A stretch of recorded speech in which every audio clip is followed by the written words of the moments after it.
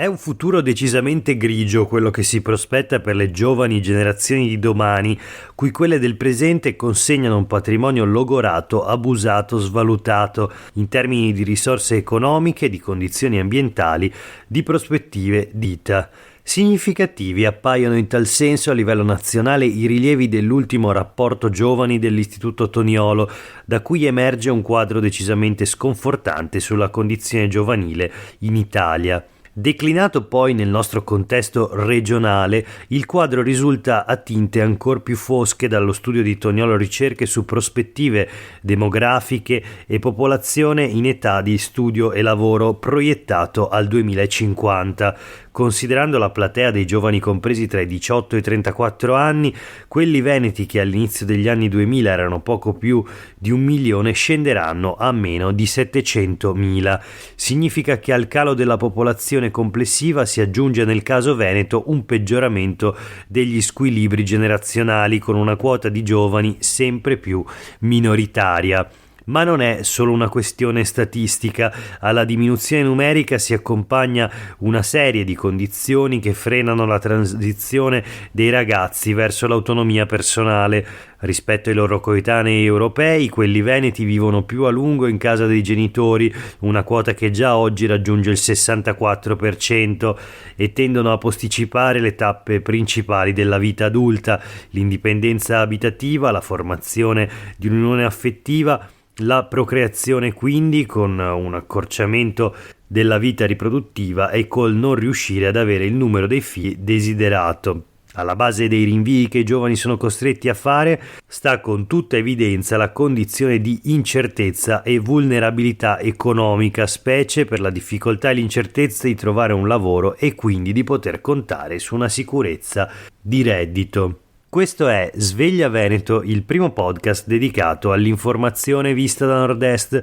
Io sono Jack Calcetto, oggi è lunedì 4 marzo 2024, la prima notizia del giorno riguarda la crisi demografica e il welfare, gli squilibri nel welfare, under 35, una generazione nella morsa. Questo il titolo dell'editoriale firmato da Francesco Iori, pubblicato sulle pagine dei quotidiani del gruppo NEM, di cui abbiamo letto alcuni stralci in apertura di questa puntata. Nel 2050 100 adulti veneti dovranno accollarsi i bisogni economici e di cura di 89 persone tra anziani e bambini. Quindi ripetiamo, il rapporto nel 2050 tra popolazione in età attiva e anziani e bambini sarà di 100 a 89. Per questo giovani veneti nella morsa dell'incertezza sul futuro. La questione riguarda naturalmente anche il lavoro, e infatti i quotidiani del gruppo NEM intervistano due giovani. Emanuel Vian, 23 anni, studente lavoratore a Padova, che racconta: mi pago l'università, metà guadagno per l'affitto, la mia vita da precario con turni di lavoro che si moltiplicano e al primo no sei fuori. Studente lavoratore ma soprattutto precario, così si sente il veneziano Emanuel Vian, 23 anni. E poi invece l'altra intervista a Francesco Marchette, bellunese, vive nel Regno Unito da 8 anni, ho fatto carriera, racconta una carriera che altrimenti sarebbe impensabile in Veneto. In Italia avevo soltanto dei contratti a progetto, ora a Londra mi occupo di intelligenza artificiale, racconta il 39enne. Ma noi proseguiamo la rassegna stampa di oggi spostandoci sulle pagine del Giornale di Vicenza con una notizia che riguarda la sanità. Tagli alle liste d'attesa, o meglio emergenza liste d'attesa. L'ULSS 8 prova a tamponare con 1,5 milioni di euro destinati ai privati per visite ed esami. Con questa cifra l'azienda sanitaria garantirà prestazioni in più, previsti in tutto 28.500 servizi da enti accreditati. L'articolo è di Carl Zilliken per il giornale di Vicenza. In tutto il progetto finanziato dalla regione prevede 3,6 milioni di euro, sono quasi 43.500 le prestazioni richieste al personale già in forza all'ULSS che le fornirà poi a gettone.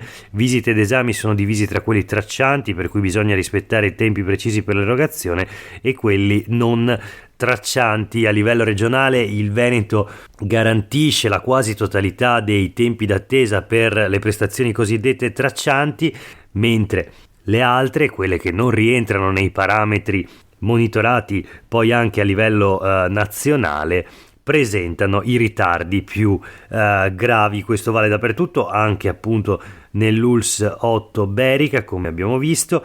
Ma voltiamo pagina e proseguiamo la rassegna stampa di oggi. Sulle pagine del Gazzettino una notizia che riguarda la scuola, in un articolo di Alda Vanzan: scuole e vecchi preventivi, i fondi PNRR non bastano. Le province del Veneto lamentano le mancate risposte del Ministero. Il segretario generale dell'Unione delle Province del Veneto, oltre che direttore dell'ANCI, Carlo Rapicavoli, dice il rischio di far fronte ai rincari tagliando i servizi ai cittadini. A Treviso mancano 8 milioni e mezzo, a Belluno 1.750.000 euro. L'appello rivolto quindi dalle province al ministro Fitto, che ha la delega al PNRR. Chiudiamo la rassegna stampa di oggi con alcune notizie flash. La prima sempre sulle pagine del Gazzettino: ancora pioggia, Vicenza finisce di nuovo sotto osservazione, ancora maltempo in Veneto. Fino a oggi pomeriggio è previsto tempo perturbato con precipitazioni diffuse localmente significative, in particolare su pianura e zone prealpine. Vista la previsione di questa nuova perturbazione, il centro operativo comunale di Vicenza, il cosiddetto COC, ha prolungato in via precauzionale il monitoraggio della città, tanto più che il bollettino di criticità emesso dal centro funzionale decentrato della regione del Veneto colloca il territorio comunale del capoluogo berico nello stato di allertamento giallo, quindi di attenzione sia sul piano idrogeologico sia su quello idraulico. Altra notizia flash, ci spostiamo nel veneziano. Dopo l'ultimo vertice tenutosi a Roma sulla Mestre Ravenna, il presidente Giuseppe Boscolo Gioacchina critica l'assessore regionale ai trasporti De Berti e il sindaco di Chioggia Armelao. Di cosa si tratta? Un comitato contro la regione sulla nuova strada Romea. 6 anni di chiacchiere, dichiara appunto Boscolo Gioacchina, il presidente di questo comitato, attaccando la regione ma anche il sindaco di Chioggia, comune dove è in corso una crisi dell'amministrazione Armelao, una crisi di giunta. Fa discutere quindi il progetto della nuova strada Romea in un contesto, quello della provincia di Venezia, dove l'allerta smog è molto elevata. Sulla Nuova Venezia troviamo questa notizia: smog Venezia da record, allarme smog, ora Venezia supera Mestre. E c'è la proposta domeniche ecologiche anche in laguna. Gli effetti del traffico acqueo e del riscaldamento si fanno sentire anche in laguna e si aggiungono al problema del moto ondoso. Il livello di PM10 a Saccafisola è più alto che a Mestre. Le associazioni remiere chiedono quindi una domenica ecologica in laguna. Open day contro il moto ondoso.